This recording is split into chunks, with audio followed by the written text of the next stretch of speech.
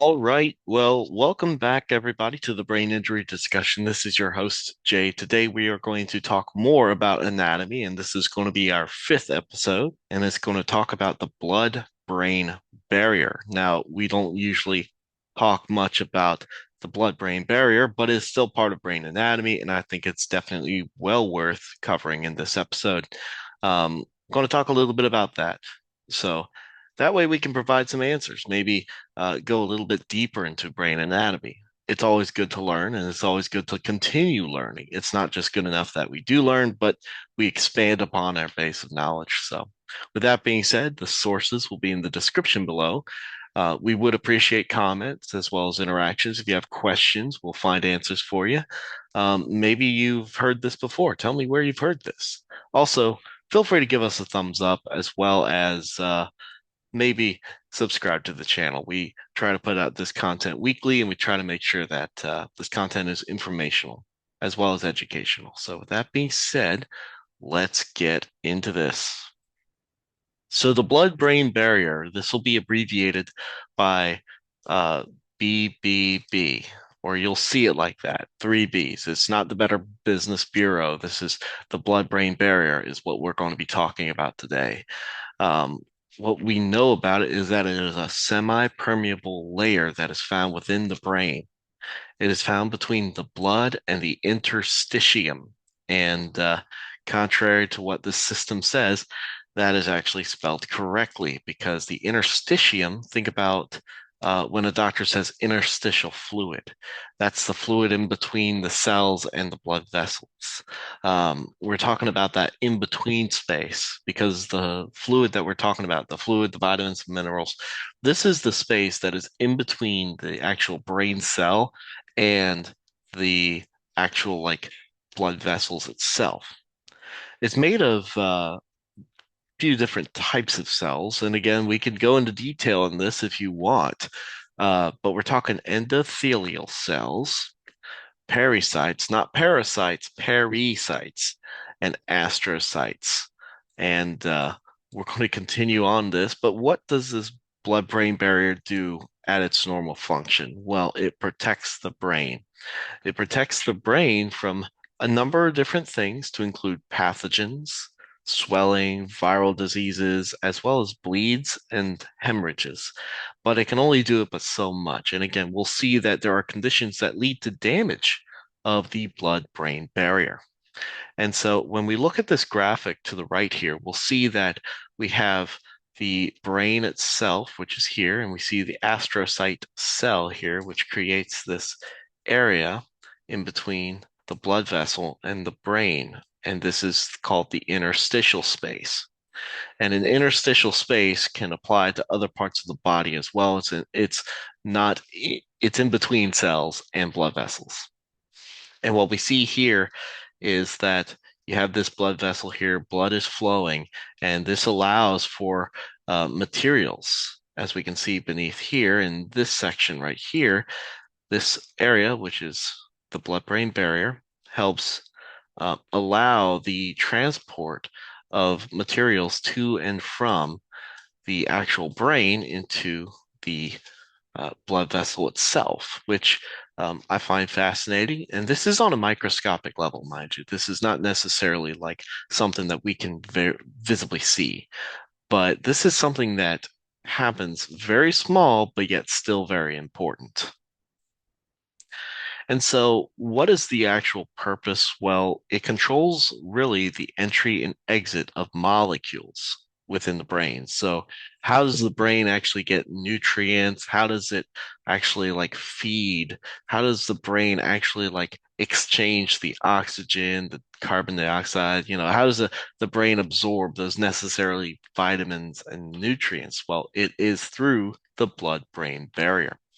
It also controls something called brain homeostasis, which is maintaining balance of what? It's maintaining the balance of fluids. And homeostasis, you think about homeostasis when you sweat. That is a form of body homeostasis.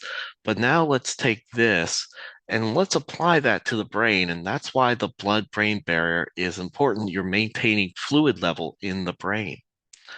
It's a part of the brain protection system. It's protecting the brain from things that shouldn't enter into the brain, but it also allows for proper neuron function. So all of that just screams vitally important that yes, this is needed to maintain a certain level of balance within the brain. And so when we look at how a brain injury affects the blood-brain barrier, not Better Business Bureau, the blood-brain barrier, we can see that it can be damaged by multiple different things. We can talk about traumatic brain injury. You get physically hit on the head in that car accident. You get, uh, you know, hit on the head, maybe in a fight or something like that, or maybe you're in a sport that causes blunt force impact. Traumatic brain injury can impact the blood-brain barrier.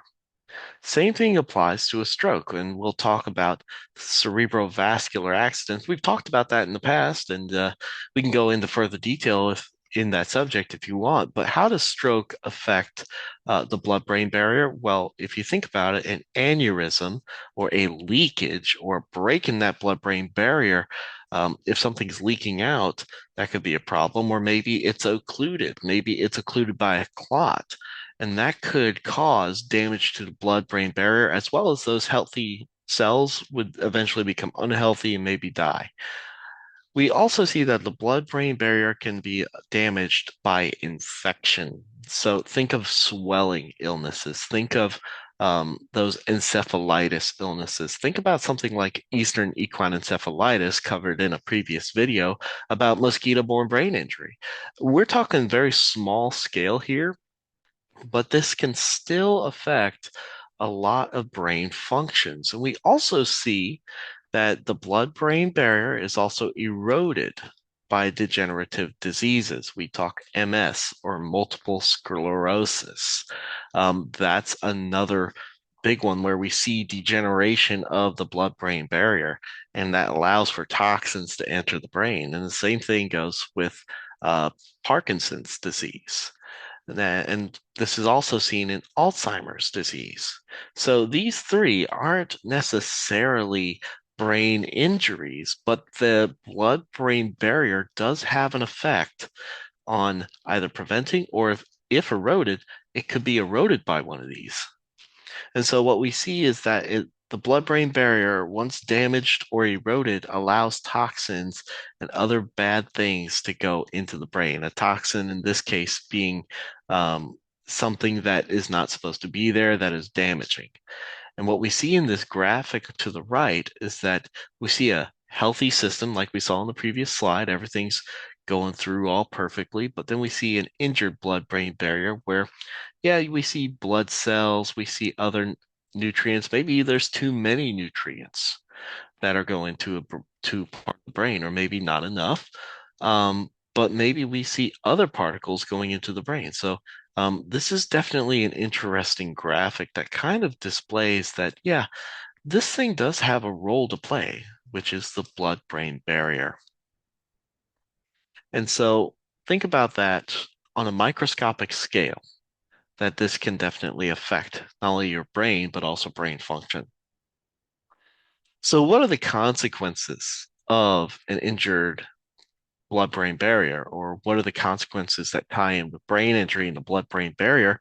Well, what we do know is that it can lead to axonal damage. And we've talked about axonal injuries, specifically diffuse axonal injuries in the past, where it's widespread. Think about on a much smaller scale, we can see axonal damage. We see cellular damage, and the toxins enter and cause damage to those cells. If you have a blood-brain barrier injury, you're more at risk for neuroinflammation. You're more at risk for those encephalitises. You're more at risk for the swelling that comes. You're more at risk for the febrile swelling. We also see that this is also related to cerebrovascular damages, which kind of ties in with that thing called cerebrovascular accidents, otherwise known as strokes.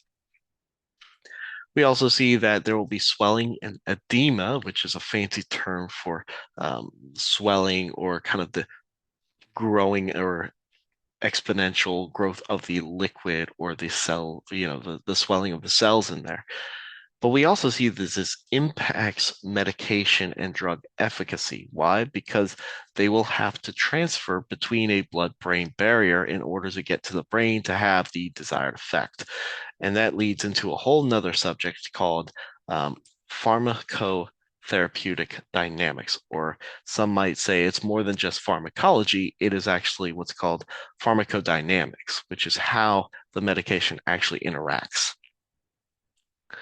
And so, what does this lead me as the brain injury case manager to conclude? Well, first off, this is a lesser known but very important part of the brain.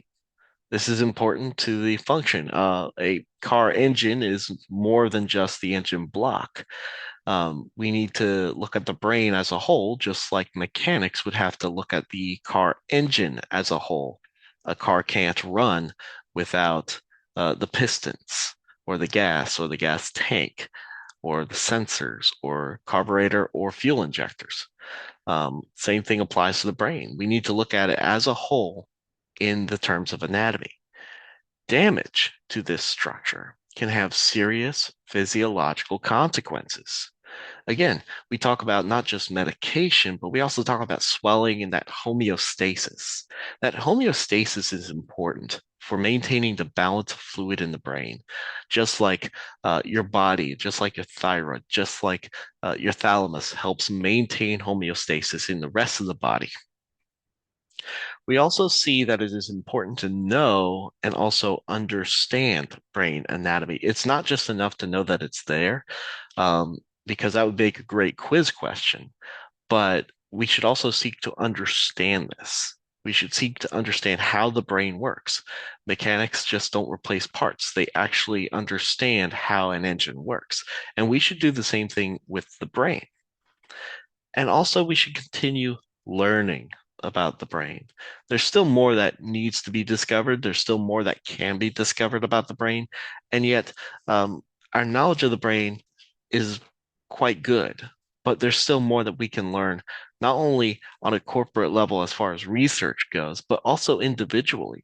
Individually, we can learn more about what is inside and what is the control and command center of our bodies.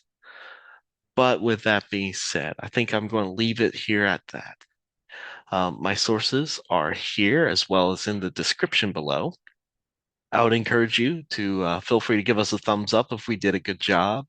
Feel free to leave a comment. We would love to hear your input. Maybe there's something in here that struck you as interesting. Maybe there's a topic you want us to cover in a future episode. We would love to hear it in the comment section. We always appreciate feedback. Also, I would encourage you to subscribe to the channel. We put out information at least weekly, and we try to address brain related topics as well as brain injury related topics. We try to keep it informational, but we also try to keep it applicable as well. But with that being said, I hope you all have a wonderful day, and don't forget, protect your brains.